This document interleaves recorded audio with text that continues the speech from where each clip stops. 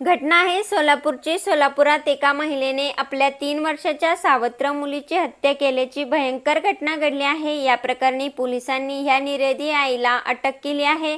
या घटनेने परिसरात एकच खळबळ उडाली आहे। सोलापूर जिल्ह्यातील मोहोळ तालुक्यात एक अत्यंत धक्कादायक आणि हृदयद्रावक घटना घडली आहे। येथे एका महिलेने आपल्या सावत्र चिमुकल्या मुलीची हत्या केली आहे। या महिलेने 3 वर्षाच्या चिमुकलीचा गळा आवळला आहे। या प्रकरणी पोलिसांनी महिलेला अटक केली आहे। या घटनेने परिसरात एकच संताप व्यक्त केला जात आहे। चिमुरड्या लेकीची इतक्या क्रूरपणे हत्या करण्यात आल्याने सारेच हळहळले आहेत। मुलगी जेवण करत नाही आणि शाळेत जात नाही अशा क्षुल्लक कारणावरून या सावत्र आईने आपल्या 3 वर्षाच्या चिमुकलीचा गळा आवळून खून केला। या प्रकरणी मोहोळ पोलीस ठाण्यात गुन्हा दाखल करण्यात आला आहे। कीर्ती नागेश कोकणे असे हत्या झालेल्या 3 वर्षीय दुर्दैवी मुलीचं नाव आहे।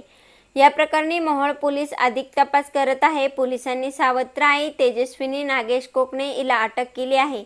नागेश कोकणे हे त्यांची दुसरी पत्नी तेजस्विनी आणि पहिल्या पत्नीच्या 2 मुली कीर्ती आणि आकृती यांच्यासोबत वडवळ स्टॉप येथे भाड्याच्या घरात राहत होते। काही महिन्यांपासून सावत्र आई तेजस्विनी या दोन्ही सावत्र मुलींना सतत छळ करत होती। जेवण न करणे किंवा शाळेत जाण्यास नकार देणे यांसारख्या सामान्य कारणावरून ती मुलीचं अमानुष मारहाण करत होती अशी धक्कादायक माहिती समोर आली आहे। शुक्रवारी 1 ऑगस्ट सकाळी 10:30च्या सुमारास याच रागाच्या भरात तेजस्विनी कोकणे ह्या महिलेने 3 वर्षीय कीर्तीचा गळा दाबून तिची हत्या केली। या गंभीर प्रकरणात महिला पोलीस कर्मचारी अश्विनी सतीश गोलप यांनी दिलेल्या फिर्यादीवरून मोहोळ पोलीस ठाण्यात तेजस्विनी कोकणे हिच्या विरोधात खुनाचा गुन्हा दाखल करण्यात आला आहे।